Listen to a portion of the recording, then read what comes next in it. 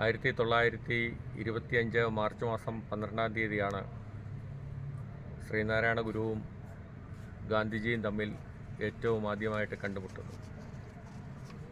March മാസം 12-ാം തീയതി 3 മണിയോടുകൂടിയാണ് ഗാന്ധിജി ഗുരുവിൻ്റെ ക്ഷണം സ്വീകരിച്ച് ശിവഗിരിയിലെത്തുന്നത്.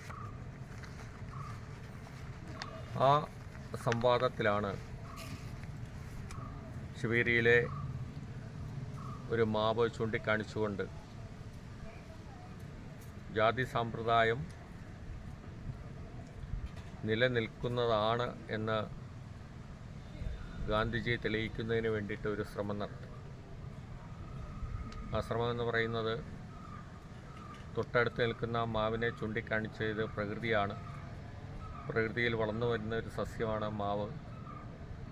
ഈ മാവിലേക്ക് നോക്കൂ, അതിൻ്റെ ശിഖരങ്ങൾ പലതാണ്, അതിൻ്റെ ഇലകൾ ചെറുതും വലുതുമുണ്ട്. അപ്പോൾ ഇങ്ങനെയാണ് സമൂഹം എന്ന ഗാന്ധിജി ഗുരുവിനെ ധരിപ്പിക്കുന്നതിന് വേണ്ടിയിട്ടുള്ള ശ്രമം നടത്തി. ആ അവസരത്തിൽ ഗുരു പറഞ്ഞു, ഇലകൾ ചെറുതാകാം, തളിരിലകൾ ഉണ്ടാവാം, ശിഖരങ്ങൾ പലതാവാം, എന്നാൽ ആ ഇലകളെല്ലാം കൂടി ഒന്ന് എടുത്ത് ചെറുതായിട്ട് ഒന്ന് അരച്ചു നോക്കി അതിൻ്റെ ചാറെടുത്ത് കഴിഞ്ഞാൽ ആ രസം എന്ന് പറയുന്നത് ഒന്ന് തന്നെയായിരിക്കും. അതുകൊണ്ട് മനുഷ്യജാതി എന്ന് മാത്രമേ ഉള്ളൂ, മനുഷ്യജാതി എന്ന് മാത്രമേ ഉള്ളൂ, അല്ലാതെ ഒരു ജാതിയും നിലനിൽക്കില്ല എന്ന് പറഞ്ഞു. ആ തർക്കം അവിടെ തീർന്നില്ല. ഗുരു സമാധിയായതിന് ശേഷം 1936 ജനുവരി മാസത്തിൽ വീണ്ടും ശിവഗിരിയിൽ മഹാസമാധി ദർശിക്കുന്നതിന് വേണ്ടി, കാണുന്നതിന് വേണ്ടി ഗാന്ധിജി ഇവിടെ എത്തുകയും ഇവിടെ പൊതുവായി സംഘടിപ്പിച്ച സാംസ്കാരിക യോഗത്തിൽ പറയുകയുണ്ടായി. 1925 ഗുരു സ്വാമി പറഞ്ഞത്, ഗാന്ധിജി ഇങ്ങനെയാണ് പറഞ്ഞത്, ഗുരുസ്വാമി പറഞ്ഞത് ഇന്ന് സത്യമാണെന്ന് എനിക്ക് തോന്നുന്നു. കാരണം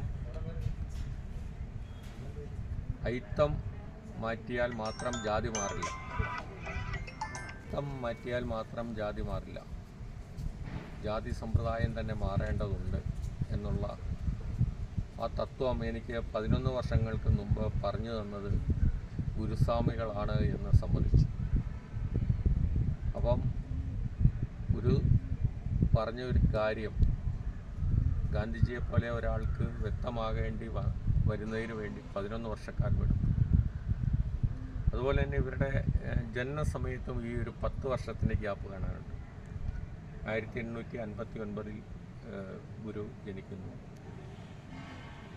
1869 ഗാന്ധിജി ജനിക്കുന്നത്. 10 വർഷത്തിൻ്റെ വ്യത്യാസം. അപ്പം അന്നേ ദിവസമാണ് ഈ 101 വർഷം തികയുന്ന ദിവസമാണ് 2026 മാർച്ച് മാസം 12-ാം തീയതി. ഞാനും എൻ്റെ സുഹൃത്ത് ഗോപനും അജയും എല്ലാം ഈ ശിവഗിരിയിലെ മഹാസമാധി സ്ഥലത്തിന് മുന്നിലുള്ള വർഷങ്ങൾ പഴക്കമുള്ള 124 വർഷത്തോളം പഴക്കമുള്ള ഗുരുദേവൻ നട്ട് വളർത്തിയ പ്ലാവിൻ്റെ ചുവട്ടിൽ ഞങ്ങൾ എത്തിയിരിക്കുകയാണ്.